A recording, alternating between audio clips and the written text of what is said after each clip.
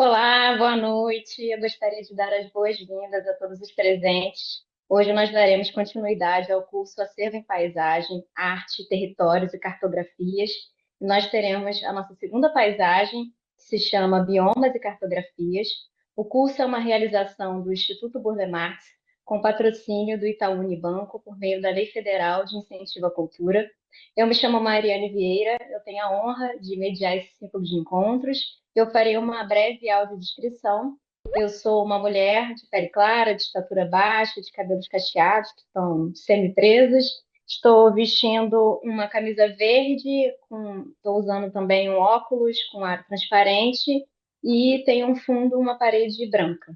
Então, para a paisagem de hoje, eu tenho a honra de convidar Mayumi Irie e Gabriel Salles. Eu agradeço imensamente por terem aceitado o nosso convite. A nossa ideia ao propor essa mesa foi trazer uma discussão sobre as transformações nos biomas e nas paisagens no decorrer do tempo.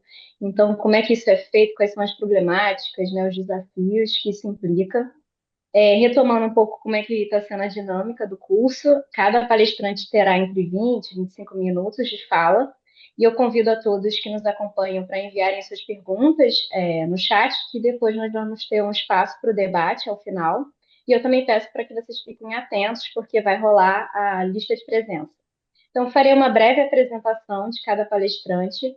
A Mayumi Rie é arquiteta urbanista, graduada pela Faculdade de Arquitetura e Urbanismo da USP, doutora em sensoriamento remoto pelo Instituto Nacional de Pesquisas Espaciais.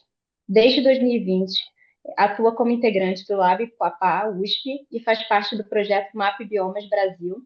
Atualmente é pesquisadora pós-doutoranda no Instituto do Meio Ambiente e Sustentabilidade da Universidade da Califórnia, em Los Angeles. Pesquisa os sistemas socioecológicos urbanos e os impactos climáticos nas cidades, com a utilização de modelos de aprendizado de máquinas e de inteligência artificial. Gabriel Salles é professor do Departamento de Biologia e participa do mestrado profissional em Engenharia Urbana e Ambiental do Departamento de Engenharia Civil e Ambiental da Pontifícia Universidade Católica do Rio de Janeiro, a PUC-Rio. Realiza estágio pós-doutoral no programa de pós-graduação em História Social da Universidade Federal do Rio de Janeiro, onde também colabora como pesquisador do Laboratório História e Natureza. Possui experiência e interesse em estudos que se enquadrem na perspectiva da história ambiental, da ecologia histórica, da história das florestas, dos biomas brasileiros, especialmente sobre a Mata Atlântica, da ecologia urbana, da conservação da biodiversidade e, de modo geral, das múltiplas relações entre as sociedades e a natureza ao longo do tempo. Então, eu convido agora, por favor, Mayumi, a sua fala. Bom, muito obrigada. Nossa, é uma super honra estar aqui e eu acho bárbaro a gente poder fazer esse diálogo entre várias disciplinas.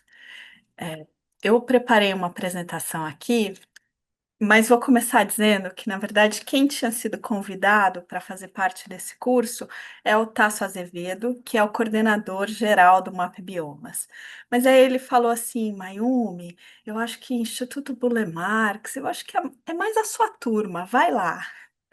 Aí, bom, tô eu aqui, mas eu vou falar sobre o projeto MAP Biomas, eu vou falar das transformações que a gente vê na paisagem do território brasileiro a partir das imagens de satélite. É o que o MAP Biomas faz. Ah, sim. Mas antes disso, eu vou começar falando que eu faço parte do Lab Quapá. Como a Mariane comentou, o Lab Quapá é o laboratório quadro do paisagismo no Brasil. Na verdade, ele foi fundado pelo Silvio Macedo com essa ideia de entender o paisagismo. Então, eu acho que isso estava muito mais ligado com a ideia de paisagismo e Burle Marx que a gente pensa do que o Map Biomas em si. Mas a verdade é que o próprio Lábio Quapá evoluiu ao longo do tempo, entendendo que, saindo da ideia de paisagismo para uma ideia de paisagem, e usando a cartografia como uma ferramenta para poder representar a paisagem das cidades.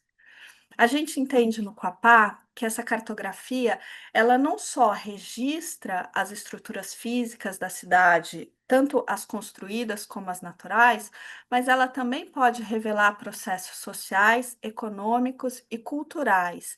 E são esses processos que moldam a forma da cidade. A gente entende que a paisagem urbana, ela é então a expressão morfológica de processos sociais e ambientais. E mais do que isso, essa paisagem, ela está em constante processo de transformação. A forma da cidade, ela evolui. Então, por exemplo, áreas de casinhas, elas são demolidas e elas dão espaço a prédios. Áreas de vegetação nativa, elas são suprimidas e dão espaço a novos bairros. É esse tipo de transformação que a gente consegue captar na cartografia. A gente pensa um pouco na paisagem nesse nível, né, do chão. Então, a gente vive nas cidades, a gente vive essa paisagem urbana, a gente se relaciona com ela porque a gente está vendo essa paisagem, a gente se relaciona com ela porque a gente tem lembranças, a gente tem momentos nessa paisagem que fazem memórias para a gente, então a gente está sempre se relacionando com a paisagem nesse nível do chão aqui. Agora, para a gente poder entender as cidades como um processo, entender mais, de forma mais macro ainda, a transformação da paisagem na escala do território, a gente precisa subir um pouco o olhar. E é aí que a gente começa a ver as cidades de cima. Então, a gente vê diferentes padrões de ocupação da cidade e essa relação desses padrões com áreas que sobram no meio da cidade, áreas verdes e áreas que circundam de floresta a cidade. A gente vê padrões muito construídos na cidade, então áreas industriais, áreas altamente impermeabilizadas. A gente vê a relação desses padrões com os corpos d'água, por exemplo, e a gente vê diferentes formas que as cidades se expandem. As cidades se expandem com condomínios de prédio, elas se expandem muitas vezes com comunidades urbanas e favelas. Elas também se expandem com condomínios tipo Minha Casa Minha Vida. Então, toda essa intersecção entre cidades e morfologias construídas e paisagem natural é o que nos interessa e é o que a gente está mapeando. Aqui um pouco do tipo de assunto que a gente acha que ajuda a compor a paisagem das cidades. Então, esses são mapeamentos do Quapá ainda, por exemplo, de espaço livre intraquadra. Então, quanto tem de área não construída em cada quadra, em termos percentuais? Ou o quanto é que tem de áreas verticais? Isso mostra uma paisagem de como a cidade está construída. Recuso intraquadra, arborização intraquadra, e mais recentemente até a transformação direta. Esse é um mapa que o Coapá tem feito também com imagens de satélite e falando diretamente de morfologia, que tem a ver com a transformação na Baixada Santista. Então, quais são as novas áreas que estão sendo acrescentadas à cidade e o que são essas áreas? Então, os meus pontos amarelinhos aqui são novos bairros, predominantemente de casinhas pequenas horizontais. A gente tem uns pequenos pontos vermelhos, que são os pontos onde tem condomínios verticais, prédios, e a gente tem perda de vegetação. Então, esse é ah, uma forma muito granular de ver como a paisagem da cidade está se transformando. E aqui eu já vou fazer um gancho para falar um pouco do mapiomas, porque justamente a gente saiu, eu particularmente, saí do, do mapeamento do Quapá, só de dentro da cidade, para um mapeamento mais da paisagem. E a gente tem feito isso usando dados de sensoriamento remoto, que é um pouco a minha formação no mestrado e doutorado. Sensoriamento remoto é remoto porque a gente não está lá. tudo que a gente está absorvendo de informação em que a gente não está em contato direto com essa informação, a gente pode colocar dentro da categoria de sensoriamento remoto. Então, aqui as imagens de satélite. Essa daqui é uma que a gente está muito acostumado a ver no Google Maps, por exemplo, no Google Maps, acho que sobretudo. E é muito a imagem que o Quapá usa. A gente vê prédio, a gente vê rua, a gente vê árvores. O Map Biomas, ele está usando um outro tipo de imagem, porque o que acontece é que essas imagens, elas são excelentes, dá para ver tudo, não sei o quê, mas elas são imagens muito caras, então a gente não consegue ter elas gratuitamente. E mais do que isso, esse tanto de informação que tem aqui, a gente precisa de muita capacidade para processar essa informação em larga escala, em computador, para armazenar esse tipo de informação. Então, no fundo, é, a gente vai chegar lá e processar tudo isso, mas por enquanto o que a gente está processando são essas imagens aqui, Landsat. Aqui a gente tem uma informação a cada 30 metros. Então, cada um desses quadradinhos coloridos é um pixel da nossa imagem e a gente está dizendo o que é que tem em cada um desses pixels. Pode não parecer, mas essas duas imagens são do mesmo lugar. E aí, como que a gente sabe o que é que a gente está vendo nesse monte de quadradinho colorido, né? Vem a mágica do censuramento remoto. No fundo, o que a gente está vendo em cada quadradinho desses é o que está sendo refletido por cada alvo desses, da radiação solar. Então, a gente tem a radiação solar, a energia do Sol incidindo na superfície terrestre.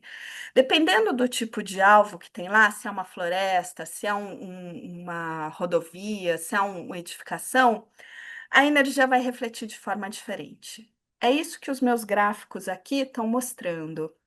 Então, eu tenho o primeiro gráfico das áreas tipicamente não construídas. O número um aqui do primeiro gráfico é a vegetação.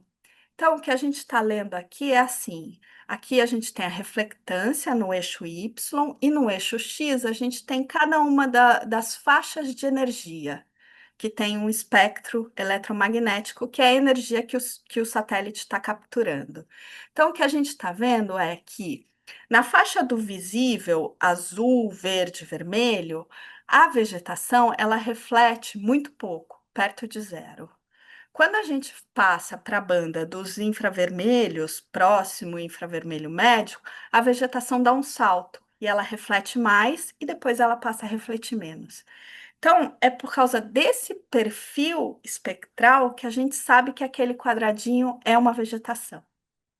Fácil, né? Aí o que a gente tem é uma biblioteca de vários perfis desses para cada alvo e a gente classifica cada um daqueles quadradinhos, cada um dos nossos pixels, de acordo com o perfil do alvo.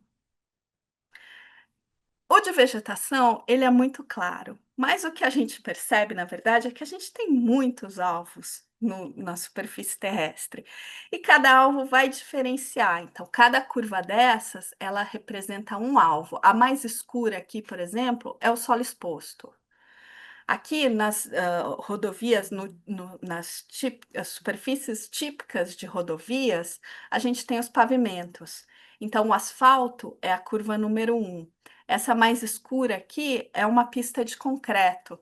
Você vê que cada uma vai ter um comportamento típico que pode ser descrito por essas curvas. Só que cada um dos materiais, e mais do que isso, dependendo do tipo de material, ou da idade dele, a curva varia. E na cidade, a gente sabe que a gente tem telhados das mais diversas coberturas: telha de barro, telha de fibrocimento, telhado pintado de azul, telhado pintado de colorido. Tudo isso é uma assinatura diferente, uma assinatura espectral diferente. Se é um telhado mais novo ou mais velho, também faz diferença do ponto de vista da energia que está sendo refletida. Se o telhado ele está inclinado de uma parte ou inclinado para um outro lado, também. Então, na cidade, como que eles dizem por aí, o bagulho é louco. É muito complexo tudo que acontece lá e tudo que a gente pode ver. Mas é o nosso desafio. Bom, tudo isso para falar um pouco do que a gente está vendo no Map Biomas, então. A gente está usando todas essas técnicas de classificação de imagens de satélites para poder ver cada uma das imagens Landsat por ano, de 85 até 2024, que é a nossa coleção 10.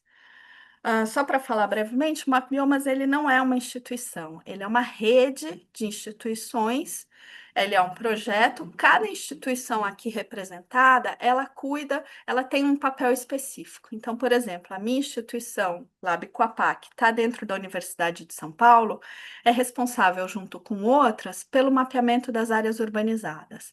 Mas a gente tem o Amazon cuidando do mapeamento da Amazônia.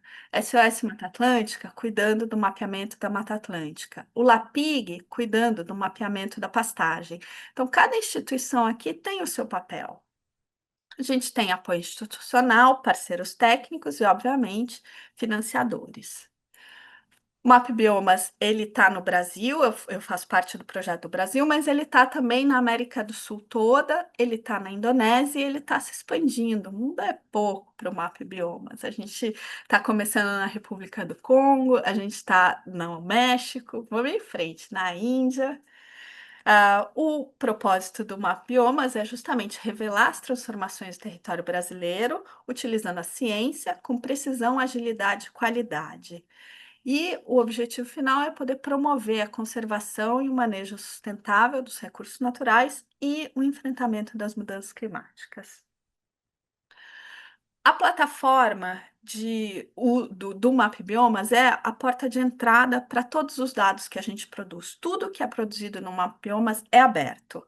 Aqui nessa plataforma a gente pode consultar todos os dados que são produzidos, mas mais que isso, a gente pode também acessar códigos, os códigos que a gente usa para processar são todos abertos, todo o insumo que a gente usa é aberto, tem também documentos de destaque com análises, notas técnicas, vídeos. Pô, entra lá no site do MapBiomas e tem bastante coisa lá.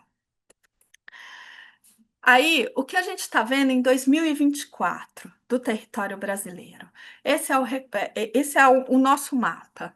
O que a gente está vendo é tudo que é verde, escuro e tons de verde são áreas de vegetação nativa. 65% do Brasil é coberto com vegetação nativa. 32% é agropecuária, então são esses tons amarelo e laranja. E a gente pode ver como isso varia no tempo. Então, por exemplo, 85, a gente tinha 78% de vegetação nativa e 20% de área antrópica. A gente pode ver como isso varia nos biomas. A Amazônia tem 13% de perda de vegetação nativa nesses 40 anos. O Pampa, que é o do nosso bioma menor, ele tem 30% de perda de vegetação nativa. É a maior perda que a gente registrou. E ainda vale mencionar que o Cerrado também teve uma perda muito grande. Então, a gente pode avançar um monte aqui nos dados e ver o quanto mudou, o quanto não mudou. A gente pode fazer olhar isso nas décadas, né? Então, a primeira década a gente registrou uma perda muito grande de cobertura natural. Depois, a gente teve uma conversão muito grande de floresta para agropecuária, ao invés do desmatamento que a gente tinha registrado muito grande na década anterior. 2005 a 2014, a gente viu a intensificação das áreas agrícolas e a gente viu a redução do desmatamento. E na última década, o que a gente está vendo, sobretudo, é esse aumento da degradação. Ah, acho que com isso eu vou encerrar um pouco aqui. A gente, poxa, pode falar um monte desses dados aqui. Mas eu acho que aqui eu consegui dar um panorama um pouco dos dados de mapbiomas e a gente pode também, e eu vou terminar dizendo e incentivando todo mundo a entrar na plataforma e olhar os nossos documentos, porque para cada pequena coisinha que eu falei aqui, de certo lá vai ter um documento falando coisas muito mais detalhadas, inclusive sobre as cidades e tudo mais. Obrigada. Muito obrigada, Mayumi, super pontual. Mas a gente vai ter mais tempo para o debate. Também gostaria de dizer que é uma honra fazer parte da sua turma. Que bom que você aceitou estar aqui com a gente, super didática a sua fala. Eu acho incrível esse lugar assim de pensar como é que se dá a produção dos dados, mas também o custo disso, né? Onde é que isso vai ficar armazenado? Quem é que está captando esses dados, né? Como é que a gente consegue ter acesso ou não, né? Então são várias preocupações. A gente acaba tendo mais acesso ao produto final, mas isso tem um trabalho ali de bastidor muito maior, né? E pensar isso em termos de rede, né? Que tem tanta gente envolvida é realmente incrível. E conseguir visualizar essas escalas, né? Os pixels e como é que isso é traduzido é muito interessante mesmo. Muito obrigada. Eu vou então passar a palavra agora para o Gabriel.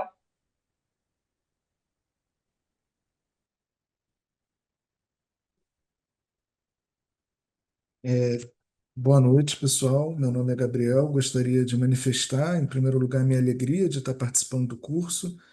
É realmente uma oportunidade muito bacana de troca, de aprendizado, enfim. A,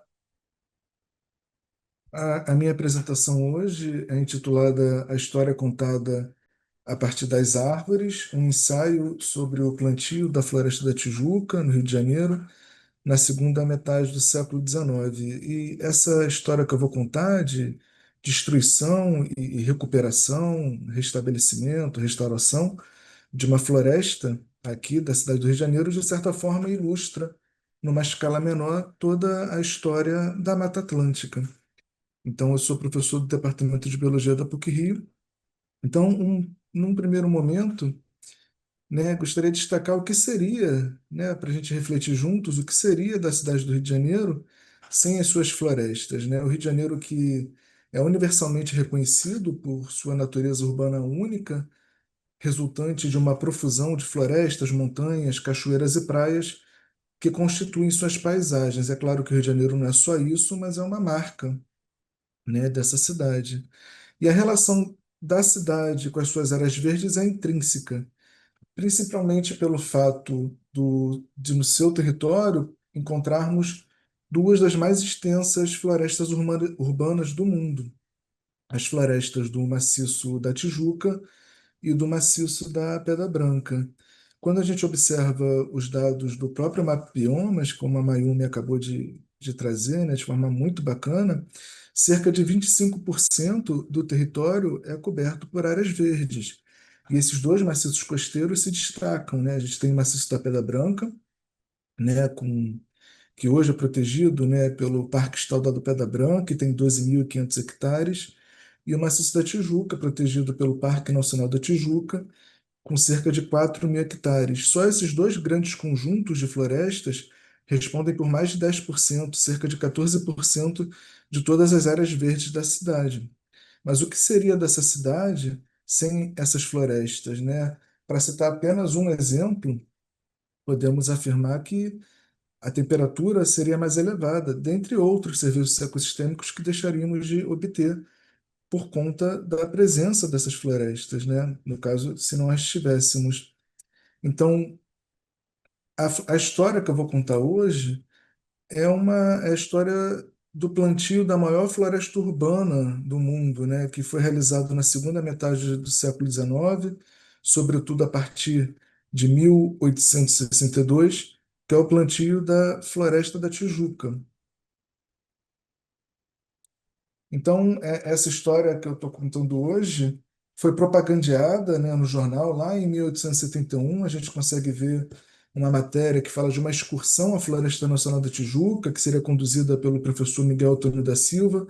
E ele fala dos grandes trabalhos que se tem feito de silvicultura brasileira, ali onde poderíamos encontrar as espécies de árvores de construção naval e civil, né, mais notáveis do país, mas também fez parte de um romance publicado por José de Alencar, chamado Sonhos de Ouro, em 1872.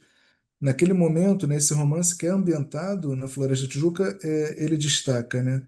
Viva a imagem da loucura humana, refazer à custa de anos, trabalho e dispêndio de grande cabedal, o que destruíam alguns dias pela cobiça de um lucro insignificante. Aquelas encostas secas e nuas que uma plantação laboriosa vai cobrindo de plantas emprestadas se vestiam outrora de matas virgens, de árvores seculares, cujos esqueletos carcomidos às vezes se encontram ainda escondidos em alguma profunda grota. Veio um homem civilizado e abateu os troncos gigantes para fazer carvão, e agora que precisa da sombra para obter água, arroja-se em inventar uma selva como se fosse um palácio. Ontem carvoeiro, hoje aguadeiro, mas sempre a mesma formiga, abandonando a casa velha para empregar sua atividade em construir nova.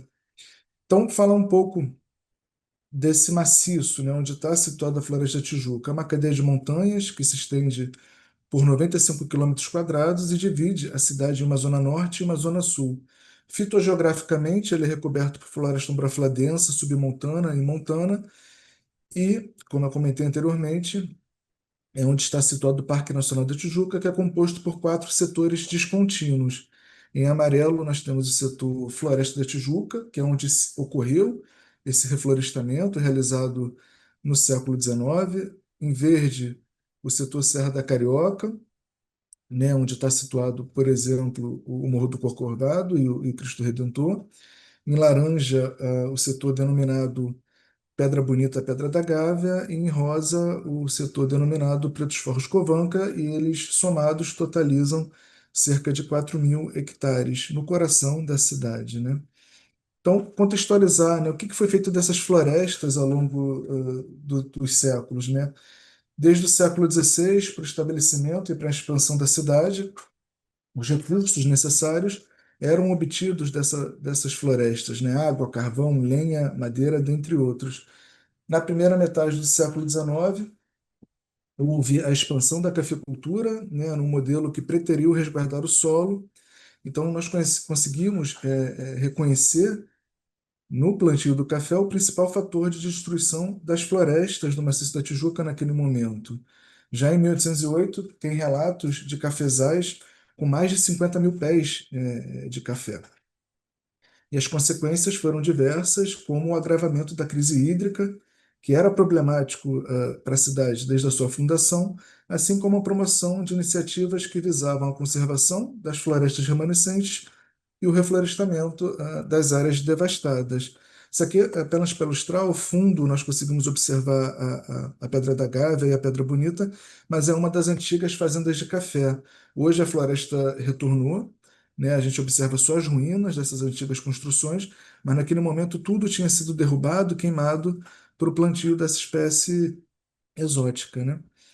Então, para a crise de abastecimento hídrico, várias soluções foram propostas, né, ao longo das décadas. A abertura de poços, a canalização de mananciais, a construção de aquedutos, erguimento de bicas, chafarizes e torneiras, para possibilitar o acesso e a distribuição d'água aos habitantes.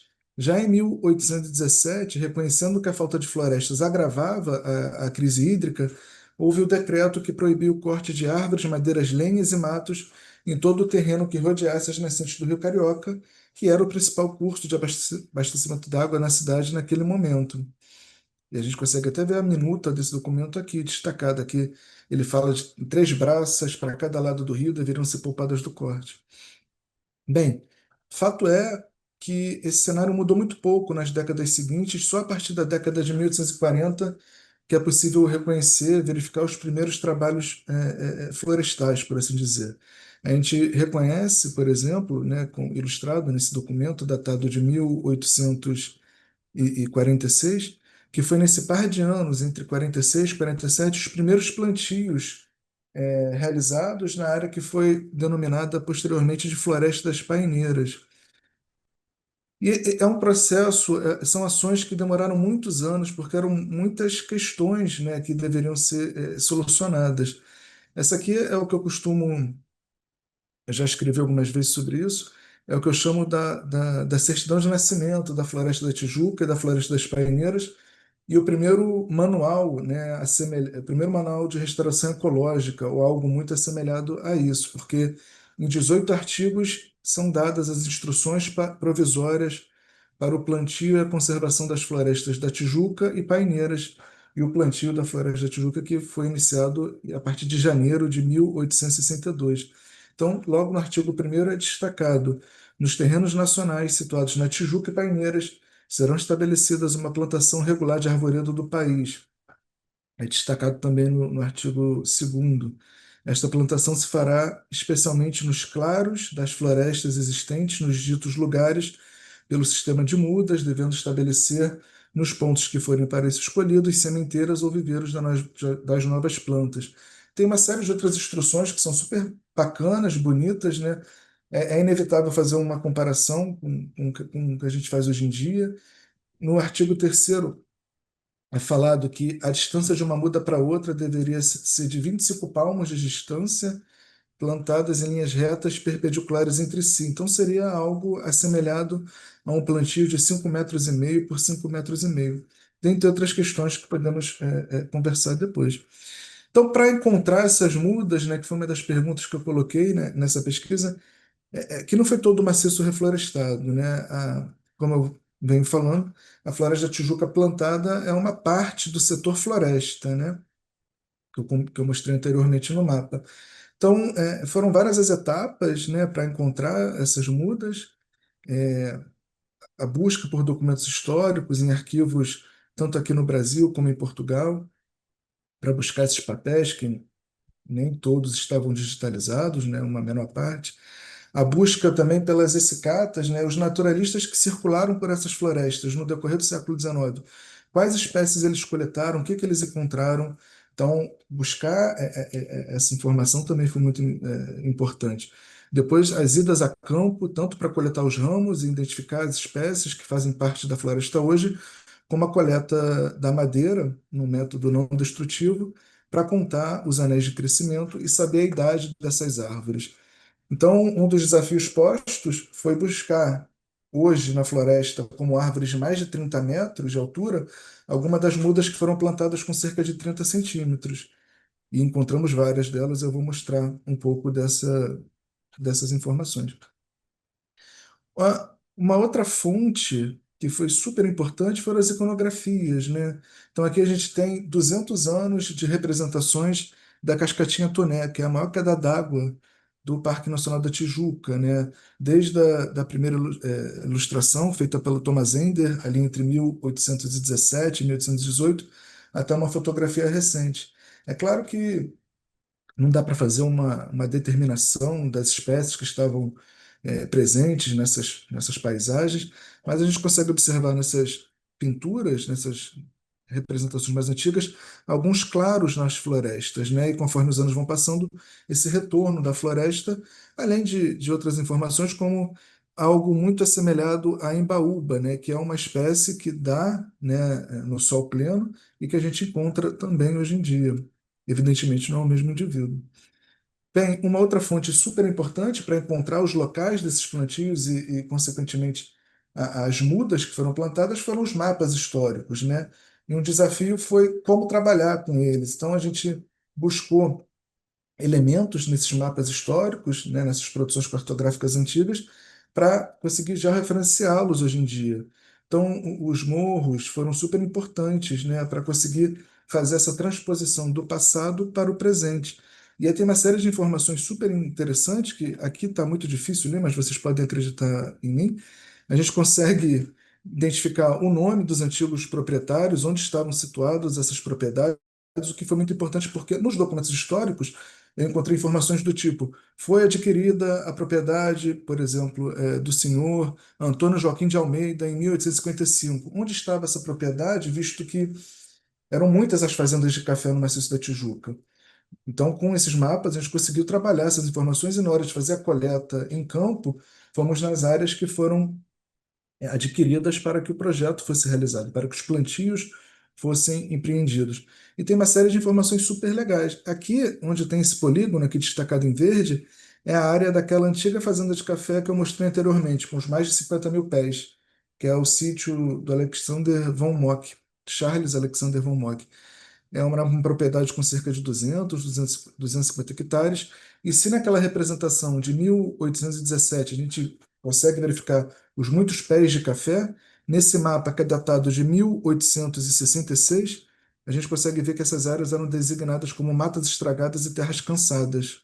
Então tem uma série de informações que a gente conseguiu, né, consegue obter a partir dessas análises. Isso aqui é um outro mapa que a visualização está ainda mais difícil, mas também foi muito importante para a gente destacar onde estavam algumas das outras propriedades, os cursos d'água, os morros e tudo mais. Então, por exemplo, quando a gente bota onde estavam todas essas propriedades, a partir apenas desses dois mapas, nos limites do atual Parque Nacional da Tijuca, a gente consegue observar as propriedades que foram compradas naquele momento, adquiridas para que os plantios fossem realizados, né? Sobretudo aqui nessa parte gradeada, né, em linhas brancas, é a área onde foi prioritariamente realizados os plantios para a Floresta da Tijuca. E aí foram vários os desafios para a criação dessa floresta, né? Essas antigas fazendas cafeicultoras tiveram que ser compradas pelo governo imperial, né? Que era o governo daquele momento. Então, houve desapropriações, houve várias administrações. O primeiro administrador, né, foi o Manuel Gomes Ascher, o Major Ascher. Ele foi administrador de 1862 até 1874, quando foi substituído pelo Barão de Scranholi. O Archer até voltou ao cargo de administrador da Floresta de Tijuca alguns anos depois. Houve outros administradores, cada um colocando as suas marcas nesse projeto bem-sucedido, né? O mais antigo desse tipo que se tem notícia no Brasil e possivelmente no mundo tropical. Então, os desafios para a implementação e desenvolvimento do projeto diversos. Foram diversos, né? A infraestrutura, no primeiro momento, era muito problemática, onde fazer esses viveiros, né, e tudo mais. O número de trabalhadores envolvidos no processo, né, era sempre suficiente.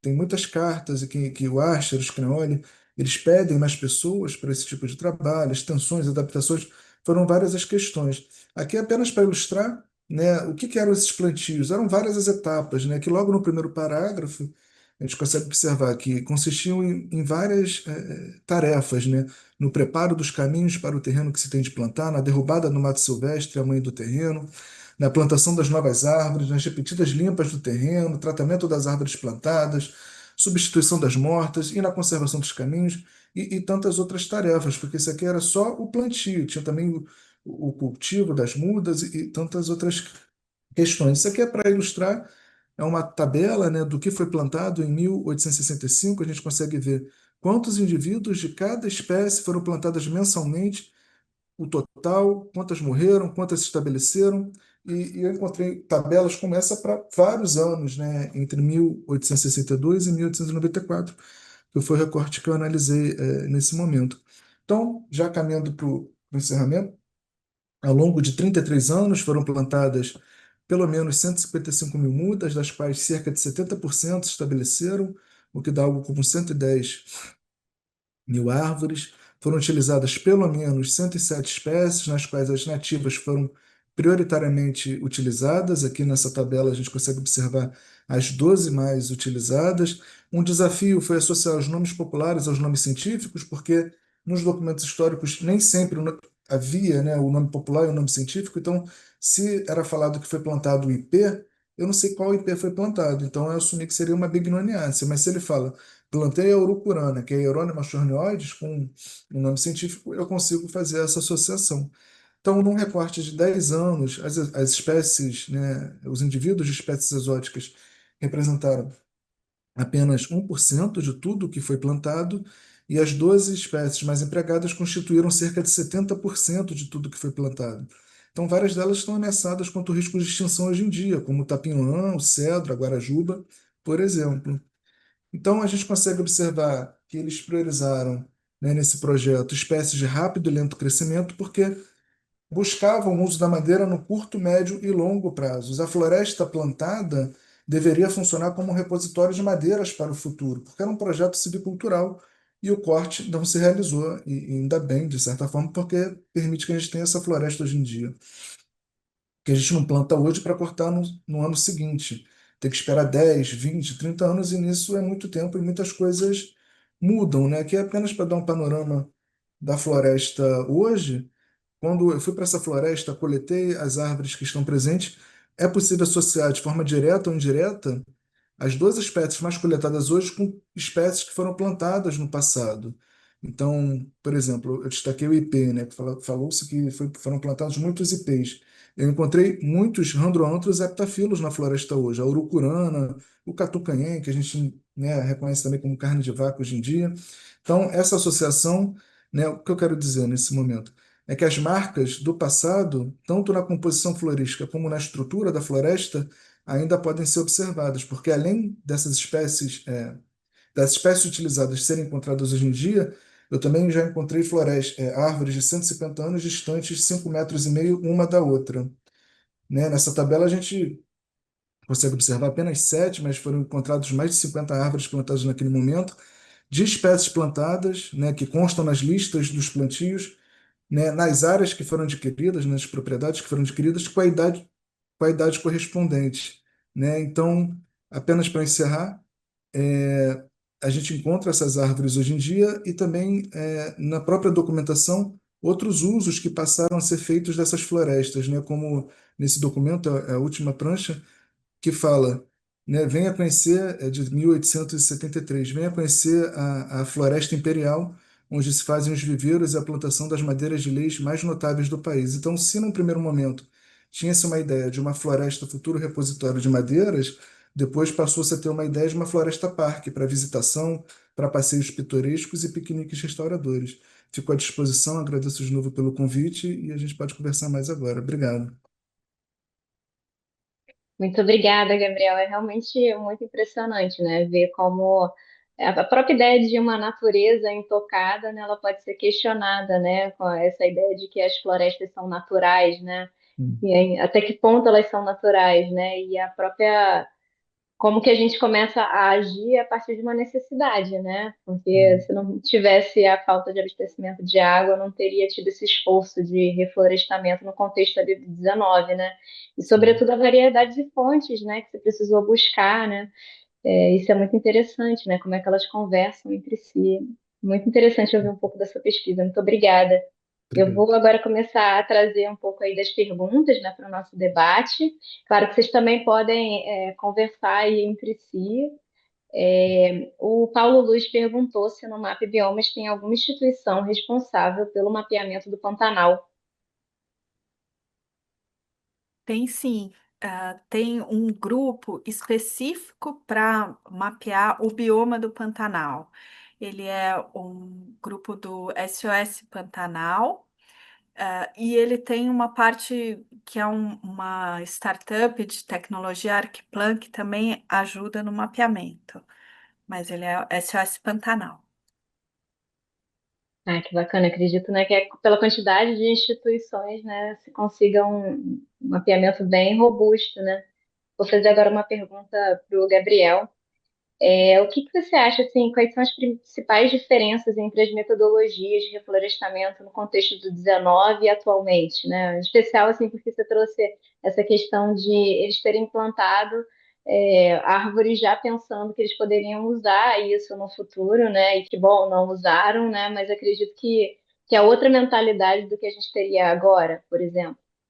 Assim, embora tivesse esse caráter silvicultural, a ideia era reflorestar para recuperar essas áreas, né, que foram desmatadas para resolver a crise de abastecimento hídrico e tantas outras questões, né? Eu acho que assim, algumas diferenças do que foi feito naquele momento para o que a gente fazia hoje em dia, o distanciamento mesmo que eu comentei entre as mudas, né? Naquele momento era 5 metros, 5,5 metros de uma muda para outra.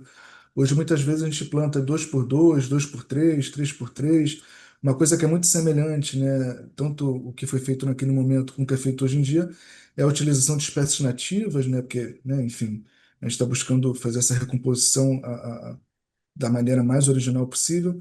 Mas, assim, uma coisa que eu acho muito bonita é que esse exemplo da Tijuca, embora assim foram, né, considerando o distanciamento e o número de mudas plantadas, eles restabeleceram 330 hectares. A regeneração natural foi muito importante, né, nesse processo também. Ele nos mostra que é possível, né? A gente tem várias metas, né, de milhões de hectares, mas a Tijuca, né, e o plantio dessa floresta nos mostra que é possível, com tempo, com dedicação, com cuidado, a gente consegue chegar lá. Com certeza. Eu vou agora fazer uma pergunta para a Mayumi. O Pedro Henrique perguntou se o Map Biomas consegue diferenciar o mapeamento de urbanização, como, por exemplo, diferenciar um edifício qualquer de um edifício histórico. Que você falou da questão dos materiais, né? Como é que isso influencia? Na verdade, não. Na verdade, não, porque a gente está olhando uma informação que ela é de resolução espacial de 30 metros. Então, cada pixel nosso tem 30 por 30 metros, o que dá quase 1.000 metros quadrados.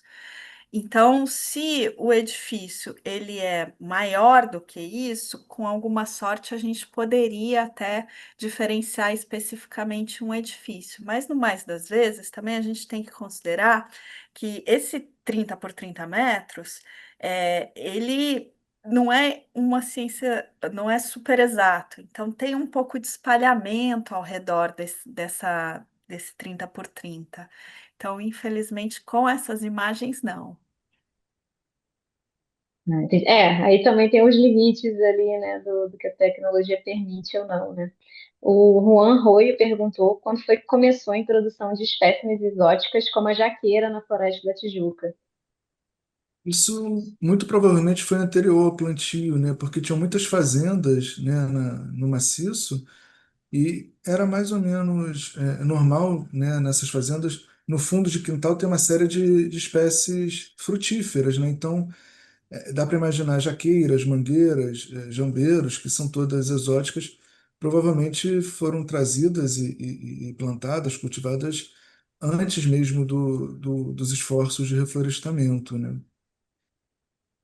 Entendi. Porque tem um efeito que pra gente, né, leigos, às vezes incomoda quando você vai na Floresta da Tijuca, você vê várias árvores cortadas, né? Mas na maior parte a gente sabe que é É manejo, retirando né? que é manejo, né? Mas é isso, né? Como é que Mas isso é informado ou não, né, para a população, né? Essa cada, questão da. mas é legal destacar que cada planta tem uma história, né? Dá para ver a história de cada uma delas, né? É verdade. A Bárbara perguntou se esse recente levantamento das árvores na cidade de São Paulo, que a prefeitura vai começar a fazer, se vai fazer parte do mapa biomas ou é algo separado. Não, esse eu acho que é um levantamento que a própria prefeitura faz. O que a gente faz muitas vezes é olhar os dados que são produzidos, principalmente esses em escala mais precisa, mais refinada, e incorporar de alguma forma esse tipo de informação nos nossos modelos e nas nossas classificações. Muito bacana. A Heloísa perguntou, Gabriel, qual o percentual da preservação da floresta projetada no século XIX para a floresta atualmente? Então, se a gente considerar o número de mudas plantadas para o estabelecimento da Floresta da Tijuca que vingaram, né? Porque ele tem um total das que morreram, das que se estabeleceram, seria algo como 22% do setor Floresta da Tijuca e 8% do atual Parque Nacional da Tijuca.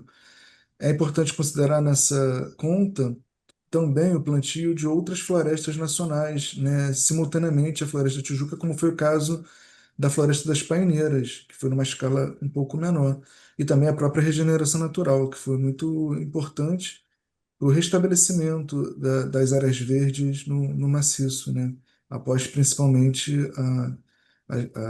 o desmatamento por conta do café. Entendi. Tem essa questão mais histórica, né? A longo prazo é difícil às vezes a gente conseguir transpor, mas Ah, achei muito interessante que você trouxe da tradução um pouco, né? Que até os documentos às vezes eles dão um nome de outra forma, né? é. E a Pois é, tecnologia, tem umas coisas, rapidinho, desculpa, que aí eu não? ficava vendo, falava assim, do catucanhem, o nome popular de uma das espécies.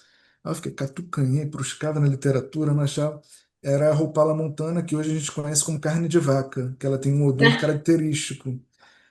A própria Joanésia Príncipes, que nos documentos falava de Andaçu, Indaguaçu, hoje em dia, embora também atenda por esses nomes, a gente conhece principalmente como cutieira, porque a cutia se alimenta dela. Então, tem essa coisa do tempo e também do espaço, né? Que às vezes o nome pelo qual uma espécie é conhecida aqui é diferente em outra parte do Brasil, né? Então, são muitos os desafios, né? Posso Essa aproveitar profissão. um Claro, vai, comentário? vai. Não, eu achei demais essa ideia.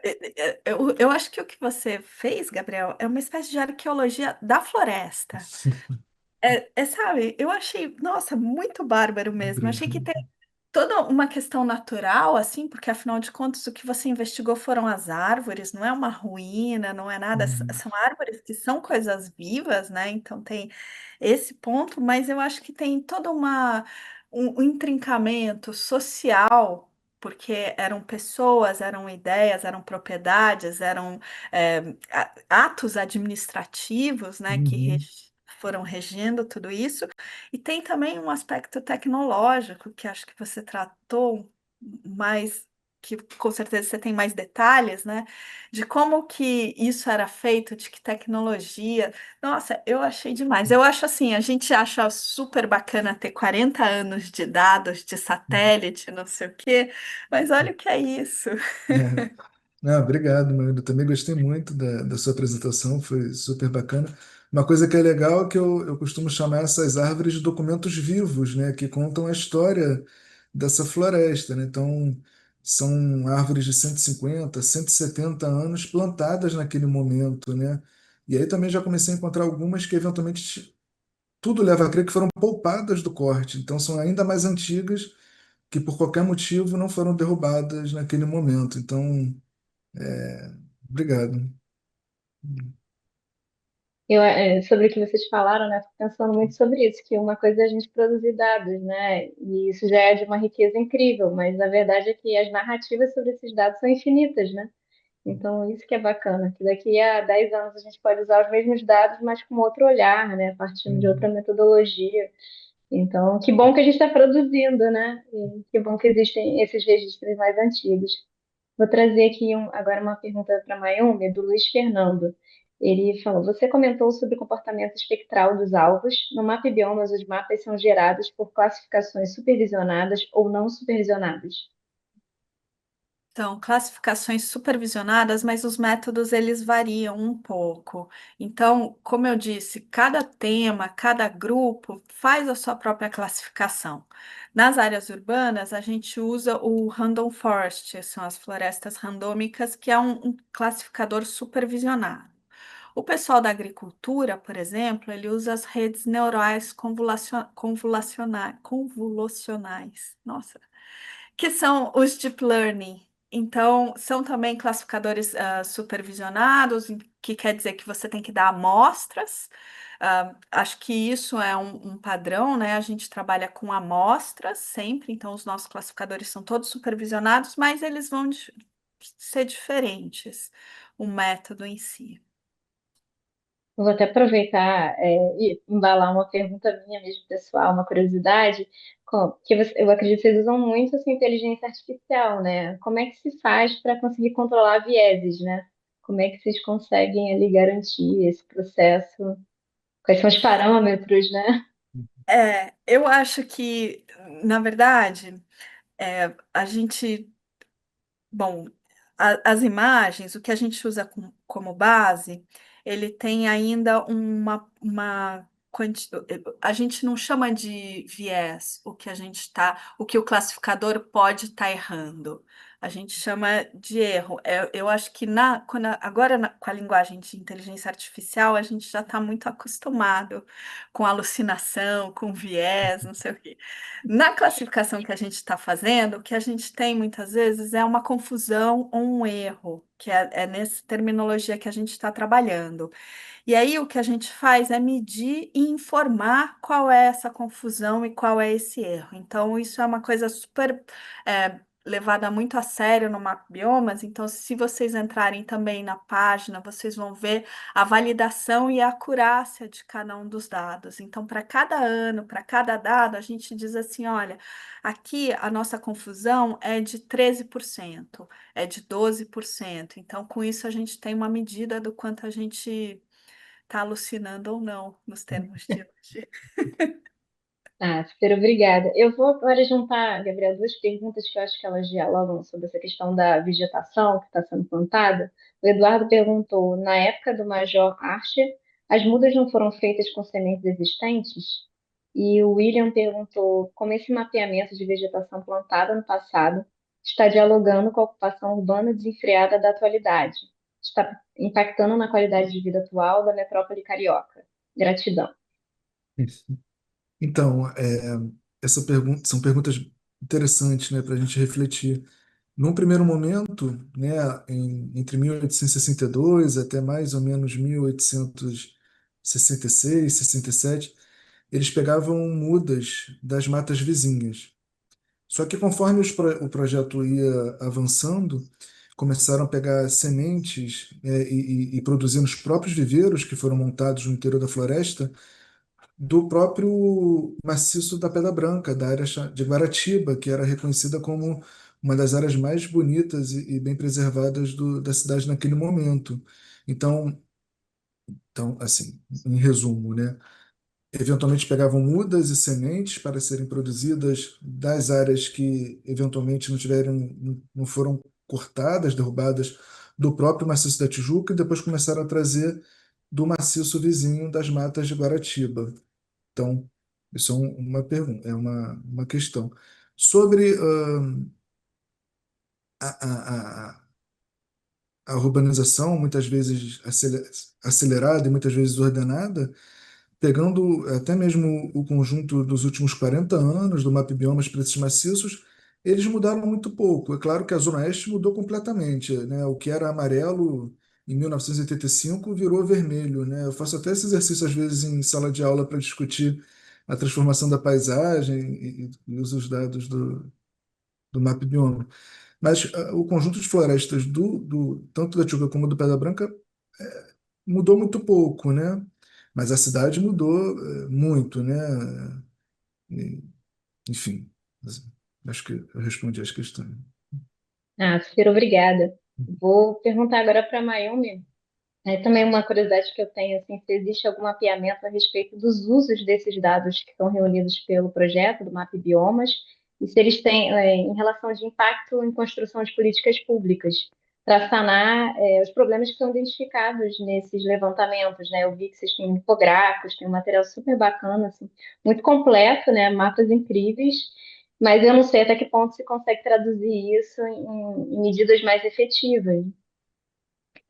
Então, essa é também uma questão muito cara para a gente, né? Porque produzir dados, a gente pode produzir diversos tipos de dados e tecnologias e tudo mais, mas eu acho que tem um outro lado da moeda de quem é que está usando esses dados e os dados que a gente está produzindo, da forma como a gente produz e como eles são úteis para quem precisa usar. Então, essa é um link assim super relevante e tem gente especialista no Mapbiomas para só olhar a questão do impacto dos dados e a articulação com as instituições e com o governo. Então, tem toda uma parte do Mapbiomas que não tem a ver com produzir os dados, mas tem a ver justamente com fazer essa conexão com empresas privadas, com instituições públicas e também com o público em geral em comunicar.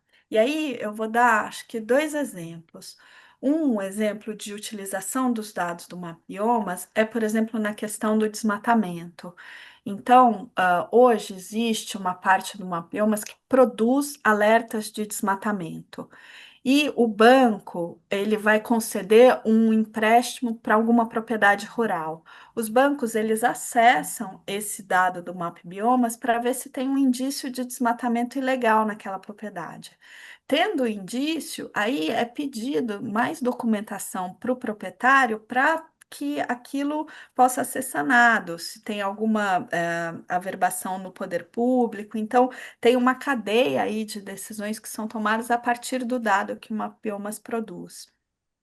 No nosso caso das cidades, por exemplo, a gente produziu recentemente pela primeira vez um dado de vegetação urbana para o Brasil todo. Uhum. Nessa escala de 30 metros e com uma metodologia de classificação supervisionada, como bem lembrou nosso colega aqui. Esse dado ele serviu para estabelecer uma base sobre a qual o Ministério Público, o Ministério de Meio Ambiente, está fazendo uma meta de arborização nas cidades. Então, ele usa um dado que a gente produziu para dizer: bom, eu acho que no mínimo a gente tem que ter esse percentual de urbanização, de arborização, essa é a nossa meta. Então, essa é uma outra forma também de ajudar a construir políticas públicas. Incrível, que bom, né? Eu acho que vocês estão pensando em todo o processo, né? Uma cadeia inteira, né? Não só ali produzir os dados, né? Processar esses dados, mas analisar e de alguma forma tentar mitigar os problemas que estão identificados, né? Parabéns, mais uma vez aí pelo trabalho. Gabriel, perguntaram também, a Fã perguntou se os rios cariocas têm algum planejamento de serem mais evidenciados, tratados e utilizados, como nas cidades esponja. Você pode repetir? Se os rios Pode, posso. Os rios cariocas têm Aham. algum planejamento de serem mais evidenciados, tratados e utilizados, como nas cidades esponja? Eu acho que, na verdade, não foi direcionado diretamente para você, não. Acho que serve para os dois, né? E eu acho que até eu vi, Mayumi, que você, né, e os seus colegas tiveram uma pesquisa super interessante sobre o Tietê, né? Da questão de como é que a gente vai despejando antidepressivos na água, né? Quais são os efeitos um pouco da problemática da falta ali de um tratamento adequado, né? Então, acho que isso conversa um pouco, né, com essa pergunta, claro que foi direcionada para os rios cariocas, mas desse lugar de como é que eles são tratados para, de alguma forma, serem reutilizados. Essa água, né? Como é que ela Aham. volta, né? E até que ponto a gente tem esse poder ou não, né, de tratá-las e mitigar esses danos. Mas aí É, já sou eu, né? Aí eu não sei se era exatamente isso que a Pan queria saber. eu acho que. Ah, Desculpa. não, não, por favor, Mariana, por favor. Não, eu ia só falar que a questão dos rios, eu acho que a gente tem uma relação muito. ah, Ainda não é muito positiva com os rios, eu vou dizer assim. Então a gente tem um histórico de tampar os rios, de fazer avenidas de fundo Uhum. de vale, e essas avenidas são as que vão sofrer porque elas são mais baixas e vão ter pontos de alagamento. A gente tem um histórico também de ocupando a margem dos nossos mananciais, então o manancial em São Paulo da Guarapiranga, da Billings, ele sofre isso, e a gente tem essa falta de saneamento também, que foi o que o Luiz detectou na pesquisa dele, que você mencionou, que então essa falta de saneamento acabava com que fazia chegavam nos rios uma série de poluentes, inclusive esses antidepressivos que eram tomados por uma população num determinado pedaço da cidade. Então, eu acho que, nossa, a gente tem um caminho aí para essa relação entre cidade e rio.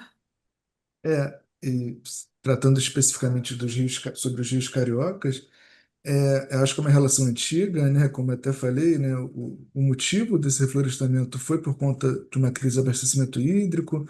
O Rio Carioca era o principal rio que abastecia a cidade, depois o Maracanã, que é mais caudaloso, passou a ser utilizado. Eu acho que eu não vou ter a resposta exatamente para essa pergunta, mas eu posso sugerir dois autores que trabalham especificamente com rios aqui da cidade do Rio de Janeiro, que é o Bruno Capilé, que é um pesquisador, um amigo, e o Antônio Cristimanucci, que também é um grande pesquisador e amigo, que eles estão olhando especificamente para os rios e tudo mais. Então, talvez a colega que fez a pergunta consiga encontrar a, a resposta, né, aquela busca em algum dos trabalhos publicados por esses pesquisadores. Pegando já um gancho aí, né, voltando para a questão do reflorestamento, a Márcia Giannini perguntou se na sua pesquisa há um mapa mostrando a área reflorestada, que sempre tem curiosidade, né, de saber quais são essas áreas replantadas, né, você já Uhum. falou um pouquinho, né, que vocês já conseguiram delimitar de alguma Tem, forma. tem um mapa, a gente, né, juntando esse quebra-cabeça, a gente conseguiu reconhecer as áreas onde as áreas que foram adquiridas, as áreas onde houve os plantios. Ele está em fase final de elaboração para um artigo para sair, mas consegue encontrar alguma coisa num trabalho que eu publiquei em 2023. Já tem um mapa ilustrando parte das áreas. O mapa total a gente precisou trabalhar com alguns outros dados, mas está em fase final para sair logo, logo. E o Tiago perguntou para você, Mayumi, qual o nome dessa técnica de pixelizar conjunto de dados para resumir eles. Eu não tenho nada a ver. Também quero saber, né? Qual o nome que se dá, né? Olha, a gente tem as imagens de satélite, então a gente usa as técnicas de sensoriamento remoto e técnicas de classificação, de aprendizado de máquina, né? E inteligência artificial, sim, também hoje é um termo mais usado, mas eu não sei, eu mencionei o Random Forest, que é o algoritmo de classificação específico que a gente usa no urbano, e mencionei também as redes convolucionais, que é o que, por exemplo, o pessoal da agricultura utiliza. Eu não sei se era alguma dessas técnicas que ele estava se referindo. Ah, muito obrigada. Gabriel, eu vou juntar aqui algumas perguntas em relação à questão do reflorestamento, né? Acho que tem algumas, né, mais específicas. A Cristiane perguntou quais espécies que foram mais plantadas nesse reflorestamento. E a Fabiola perguntou se é possível saber se até a chegada do café a floresta ainda estava intocada, né? Então, um pouco nesse lugar da imagem da natureza virgem, né? Não, intocada é difícil afirmar isso, né? Ela provavelmente já tinha passado por algum corte seletivo, outros usos, né? Poderia estar menos impactada, ou algumas áreas menos impactadas, até porque o café foi muito devastador, né? Porque o primeiro ganho que se tirava era após a derrubada, a produção de carvão. E depois, né? Então era derrubada, queimada e depois a implementação, o plantio do café. Então, talvez menos mexida, mas não intocada. E sobre as espécies mais plantadas, eles utilizaram pelo menos 107 espécies, né, ao longo dos 33 anos. Eu não vou me lembrar agora de cabeça as mais plantadas. Consigo lembrar, assim, urucurana, que é a Erônia machorniote, foi muito plantada, a própria carne de vaca, a roupala montana, a guarajuba, que é a Terminalia acuminata, ipês, palmeira jussara, todas nativas, né? As mais utilizadas foram nativas daqui da flora brasileira. A própria tapinhoã, que é o Mesilauros navalio, também foi muito utilizado. Eu posso buscar até a próxima pergunta outras das mais plantadas aqui para falar para a colega, entendeu? Ah, muito obrigada. O Pedro Henrique perguntou se nesse caso do resultado de desmatamento, a imagem é atualizada com qual frequência, mas acho que não direcionou, mas eu acredito que seja para você, né, pelo levantamento que vocês fazem no Mapbiomas. O MapBiomas, se não me engano, porque a gente tem a série de uso e cobertura, que foi essa que eu mostrei os dados agora, e ela é anual. A gente usa todas as imagens de um ano, as imagens Landsat. Na teoria, a gente tem uma imagem para cada lugar do país, por exemplo, a cada 14 dias. Mas, na verdade, às vezes o satélite passa e tem nuvem, tem chuva, então a gente perde aquela imagem ou parte dela. Então, o que a gente faz é juntar todas as imagens de um ano e compor um mosaico para aquele ano, e aí a gente tem técnicas diferentes para classificar e ter um mapa por ano. Agora, existe um outro produto no Map Biomas, que é o que eu fiz referência, que os bancos utilizam, que é o dado de desmatamento, de alertas de desmatamento.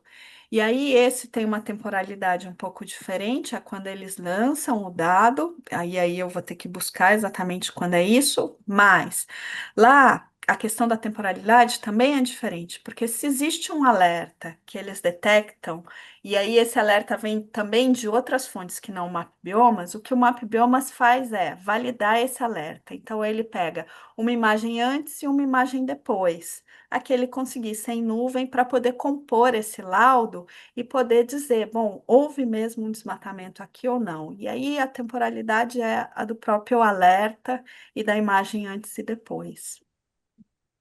Então, apenas para Muito, complementar, desculpa, além dessas que eu imagina. comentei, o ipê, o arco-de-pipa, a peroba, o cedro e a canjerana seriam as 10 mais plantadas, somadas àquelas que eu falei anteriormente. Eu vou até emendar, porque algumas pessoas perguntaram especificamente, né, sobre árvores e mudas, né? O Vitor perguntou, uma curiosidade de quem nunca foi ao Rio, né? Se você sabe do registro da maior árvore que resistiu ao processo que você nos apresentou, se sim, qual? E o Caio perguntou, de que forma vocês utilizaram, né? Que forma vocês utilizaram para estipular a idade das espécies? Então, uma estimativa em relação entre o Não. porte e o diâmetro do tronco? Então, duas excelentes perguntas, né? Então, A maior árvore que eu conheço na floresta, né? Eu vou para a floresta 2, 3 vezes por semana, assim, para caminhar, fazer pesquisa com os meus alunos e tudo mais. É um jequitibá com mais de 2 metros de diâmetro. Então tem algumas tão grandes dessa maneira, que eu tenho chamado de gigantes, enfim. Então, para contar, para saber a idade das árvores, é um trabalho que, bem, vale falar, né? São várias as pessoas envolvidas para a gente encontrar esses resultados nessa pesquisa, né? A professora Regia Guedes Bruni, aqui do Departamento de Biologia também. Eu conto com a colaboração do professor Rafael Nunes, da Geografia, principalmente na parte dos mapas, da professora Kátia Calado, da UERJ, né? E dos seus alunos, para a datação da madeira. Então, a gente, utilizando o método não destrutivo, nós coletamos uma amostra da madeira, trabalhamos essa amostra em laboratório, né, com todos os procedimentos necessários, então várias lixas, né, com granulometria diferentes, para contar os anéis de crescimento. Então não é uma estimativa, a gente realmente contou anel por anel para saber quantos anos essas árvores têm. E é isso. É super interessante, né? E acredito que vocês estão criando um referencial também, né? Não sei se é eu sempre esqueço qual é o nome, Antracologia né? é carvão e Antracologia. dendrocronologia é Ah, a contagem dos anéis de crescimento. é isso, eu sabia que tinha alguma coisa aí, mas eu imagino que vocês tenham de alguma forma esse arquivo, né? Desse Sim. material, ou seja, no futuro outras pesquisas vão poder ser feitas a partir desses dados. Aproveitando, né, essas muitas idas, esses muitos anos pesquisando essas florestas, um desses jequitibás tombou naturalmente, né? Ele caiu porque caiu, ninguém derrubou, isso que tem que ficar claro. E aí, isso foi em 2019 para 2020. Nós coletamos um disco dele, né? Então, e a gente está contando e já tem, a gente ainda está na fase final, né? Porque são muitos anos trabalhando, né? Para até conseguir alcançar tudo o que é necessário, mas ele já tem mais de 300 anos. Então, em breve teremos novidades, mas vai ser para mais de 300 anos com certeza. É isso, realmente é um gigante aí. Tem uma pergunta que eu acredito que seja para os dois, né? Como lidar com o desmatamento na urbanização das colinas do Rio? Aí vocês ficam à vontade. Quem quiser começar, acho que o desafio é para todo mundo, É, né? eu acho que é muito desafiador, de fato, né? Manter essas áreas verdes de pé, né? Dada principalmente essa acelerada urbanização, muitas vezes desordenada, né? Eu acho que eu não sei, acho que é um desafio, mas que, de certa forma, a cidade do Rio de Janeiro tem conseguido manter suas áreas verdes de pé, porque até mesmo se a gente comparar os últimos 40 anos, aí vale até fazer um exercício, né, na plataforma do MapBiomas, nesses últimos 40 anos a cidade não perdeu floresta, aparentemente. Então, hoje é 25%, acho que era cerca de 23% em 1985.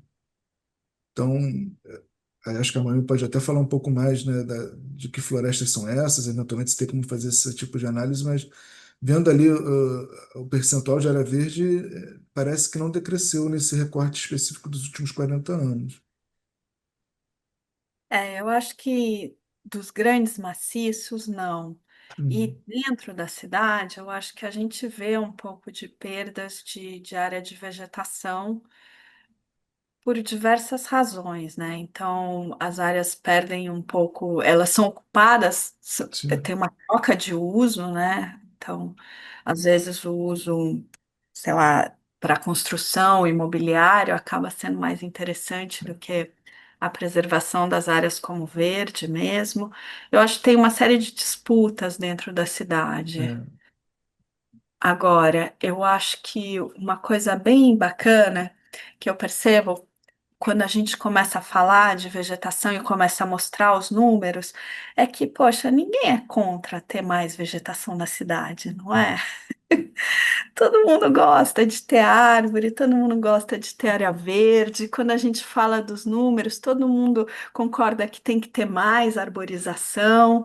Então, sabe, se a gente tem um consenso assim, todo mundo entende qual é o papel da vegetação na cidade, se a gente tem esse consenso, eu acho que a gente tem que fazer uma força para pressionar esse lado da disputa, que é a disputa de ter mais áreas verdes, de preservar as que existem, né?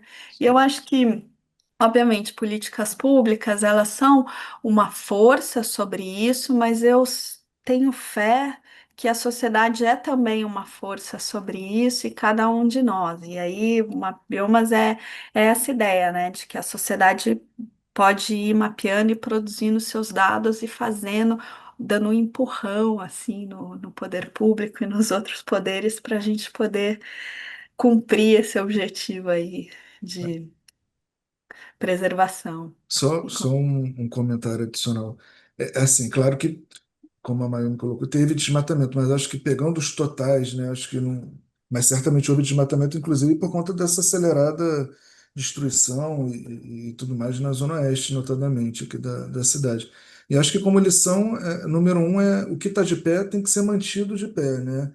E buscar, né, todas as maneiras de aumentar, né, essa área verde com ações de restauração, reflorestamento, qualificando também a arborização urbana e tudo mais, né? É perfeito, né? A gente não pode retroceder, né? A gente tem que melhorar. É a ideia, né? O Paulo perguntou, ele gostaria de saber se o Mapa Biomas disponibiliza informações sobre a presença e dispersão de espécies vegetais invasoras nos biomas, como, por exemplo, a leucena. Ah, essa seria uma boa pedida. Sabe que o contato, fale conosco do Map Biomas, ele funciona super, gente. Não parece brincadeira, ninguém pensa nisso, mas às vezes o próprio Tasso responde esses e-mails, sabe? A gente é muito atento e a gente é muito sensível a pedidos assim. Então eu vou falar, pede lá que, nossa, você vai ver que o pessoal se mobiliza para fazer. Mas não, eu não vi ainda esse mapeamento lá, por isso que eu tô falando. Todo mundo vai ter o dever de casa de visitar o site do Mapa Biomas, né? A Caterina perguntou: as áreas onde se estabelecem as favelas afetam o desenvolvimento ou a conservação da floresta da Tijuca? E aí, Gabriel, acho que essa é para você. Acho que de certa forma pode impressionar, né? Mas é difícil, né? Acho que certamente se tiver uma expansão vai acabar pressionando essas áreas verdes, né? Certamente. A Fabíola perguntou, Mayumi, pensando exclusivamente no arco do desmatamento, o que mais chama a atenção de vocês no transcorrer dos anos? Olha, a gente tem falado no último, nesse último documento de destaques do Matopiba, que ele é o Maranhão, Tocantins e Bahia. Então existe, essa é uma fronteira nova, não é exatamente de desmatamento, é desmatamento e ocupação de agropecuária. Então, esse é um território que a gente tem que olhar que está para além do arco do desmatamento. E aí, o arco do desmatamento é esse, né? Rondônia, Mato Grosso e Pará, fazendo esse arco. Mas tem também Amazônia, Amazônia, Acre e Rondônia, que é uma outra frente também de desmatamento. Então, esses são os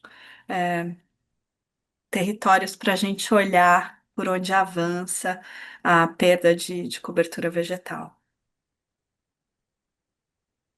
A Fabiana perguntou, Gabriel, as espécies invasoras foram plantadas na época do reflorestamento também? Algumas exóticas invasoras foram plantadas. Exóticas dá para destacar, por exemplo, o eucalipto, né? E a própria jaqueira, que é uma exótica invasora, ela consta em uma das listas de um ano. Plantaram cerca de 100 indivíduos, mas foi um pontual, aparentemente, né? E como eu falei anteriormente, eu realmente acredito que ela já até fazia parte do sistema ali do maciço antes mesmo do plantio, como uma espécie de fundo de fazenda, de quintal, né? Como mangueiras e jambeiros e até algumas frutíferas, como frutíferas nativas, né? Como a jabuticabeira e tudo mais. A Cristiane perguntou, no trabalho de mapeamento de vegetação urbana, é feito algum tipo de levantamento de dados de espaços com oportunidade de novos plantios em áreas urbanas? Olha, nesse que a gente está colocando na plataforma, não. mas a gente levantou isso para uma ONG chamada Formigas de Imbaúba. A Formigas, eles plantam mini florestas de Mata Atlântica nas escolas de São Paulo.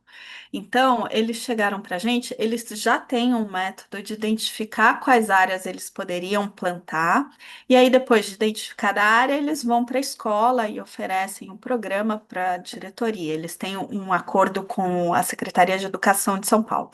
Mas esse processo era muito custoso, então eles vieram para a gente, e pediram se a gente podia mapear quais seriam essas áreas aptas dentro das escolas. Então a gente desenvolveu uma metodologia específica para atender a questão deles. Agora, o que eu tirei de lição disso é que esse foi só o começo. A gente produziu uma lista de escolas onde podiam ser plantadas as mini florestas, mas entre a lista enorme que a gente identificou e a efetivação de uma mini floresta numa escola, tem um caminho que passa por essa tecnologia social, natural e um monte de umas outras conjunturas que a gente tem que colocar força nisso, né? Então, sim, Formigas de Embaúba, a gente tem um vídeo no nosso canal do YouTube falando desse trabalho. Eu acho que, na verdade, você até adiantou uma outra pergunta, que a Janaína perguntou se existe algum programa de educação ambiental para os populares da região. Assim, eu não sei se vocês querem trazer outros casos, né, mas eu acho que isso é um ótimo exemplo de parceria, né, de um programa de educação ambiental. Eu não sei se vocês têm outros exemplos, ou... Então tá bom, então vou partir para a próxima. Eu fico pensando na questão mais assim dos usos sociais da floresta, né? Até que ponto elas representam algum tipo de risco do ponto de vista preservacionista, ambiental? Vocês acham que tem essa questão ou não? O que de fato os usos sociais conversam, né, caminham juntos, né? Os ambientais, que faz um diálogo ali com a pergunta sobre a própria pressão ali das áreas favelização, né? Como é que isso vai tomando às vezes um pedaço da cobertura de vegetação, mas ao mesmo tempo, né, quem é que tem acesso à área verde, né? Acho que É, tem esses fatores de interseccionalidade, né? De como é que cada um vai ter ou não acesso a essas acho que, infraestruturas. acho que é muito importante que todos tenham acesso a essas áreas verdes, né? Porque quando a gente conhece, a gente ama, a gente quer conservar, né? Mas evidentemente tem que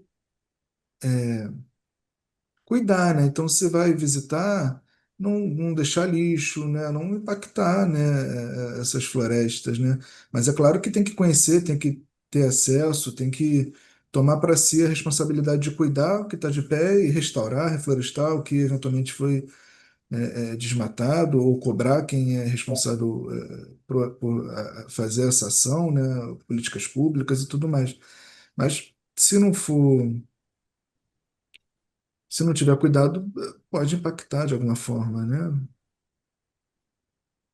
Com certeza. Eu queria só fazer um lembrete aqui para todo mundo que está nos assistindo, né? Que a lista de presença já foi passada na aula passada, também rodou aí pelo chat, mas que vocês também podem ficar tranquilos, porque a gente tem o registro de todo mundo que participou, a gente vai computar os presentes, né? A gente sabe que são no mínimo 4 presenças, né, para ter o certificado, mas fiquem tranquilos.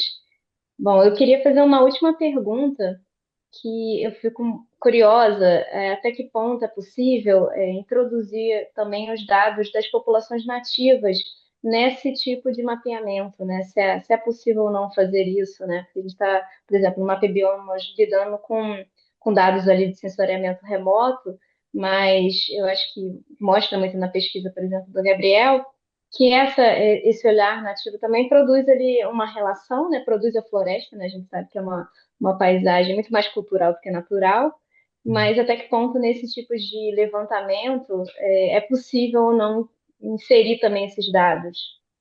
É mais uma provocação assim, para a gente fechar.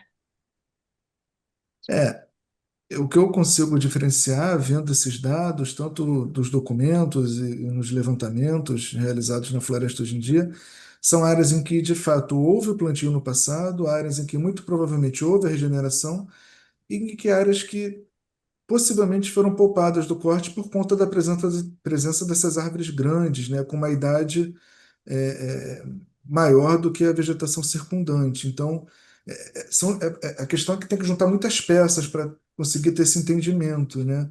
Mas assim, com essa nesse universo, nesse recorte muito específico, né, da Floresta de Tijuca, eu consigo reconhecer algumas áreas, né, como eu falei, onde houve o plantio, onde houve a regeneração, onde possivelmente tem um ou outro, uma árvore ou outra que foi poupada do corte.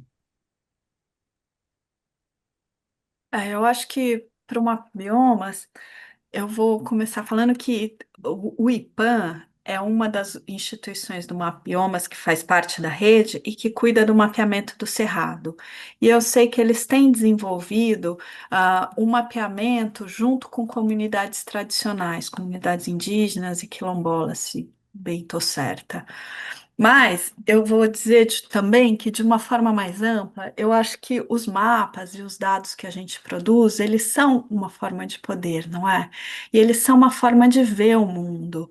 Então, esses mapas coloridos, categóricos, de classes que a gente está acostumado, de cobertura e uso, eu acho que isso é uma cultura que a gente tem, eles expressam um jeito de ver o mundo. Mas certamente outras sociedades vão ver de formas diferentes. Ia ser muito rico que a gente pudesse, e eu acho que tem sim outras iniciativas e exemplos também de outros tipos de mapa que confrontam essas visões de mundo. O uso da tecnologia, eu acho que às vezes ele mistifica um pouco, mas no fundo o Mapiomas ele tenta que essa seja uma ferramenta que todo mundo possa também se apropriar. Então, quando a gente usa só o Google Earth Engine, que é uma plataforma de processar dados, que é disponível para todo mundo, a gente quer dizer assim, olha, você não precisa ter um supercomputador para fazer um mapeamento que a gente faz. Eu acho que eu não mencionei isso, mas o Mapiomas tem esse lado. E quando a gente divulga os códigos, é também nessa linha. Poxa, você pode pegar o nosso código, você pode reproduzir ele, mas você pode também alterar. Agora, tudo isso a gente está nesse mundo, né? Do computador, da Google, dos códigos e tudo mais. Eu tenho certeza que tem outras formas de cartografar e que podem trazer também uma riqueza super grande a respeito do mundo e das formas de ver o mundo. Com certeza, muito obrigada. Gente, a gente infelizmente já está caminhando para o fim, mas eu gostaria muito de agradecer aos dois pela oportunidade de escutar um pouco dos projetos que vocês têm atuado, né, um pouquinho da pesquisa de cada um. As duas pesquisas e dados, né, demonstram tanto assim esse nível de ação individual, coletiva, como é que isso tem efeitos diretos no ambiente e como é que a gente reunir esses dados permite planejar cenários possíveis, definições de novos pactos, né, tendo em vista um modelo de habitat mais sustentável. Então, agradeço também quem ficou com a gente até agora, né, que enfim, reservou um pouquinho do tempo de vocês para nos ouvir. E espero vocês na próxima terça-feira, no dia 28. Daremos continuidade com a terceira paisagem. Uma boa noite, bom descanso para todos. Até!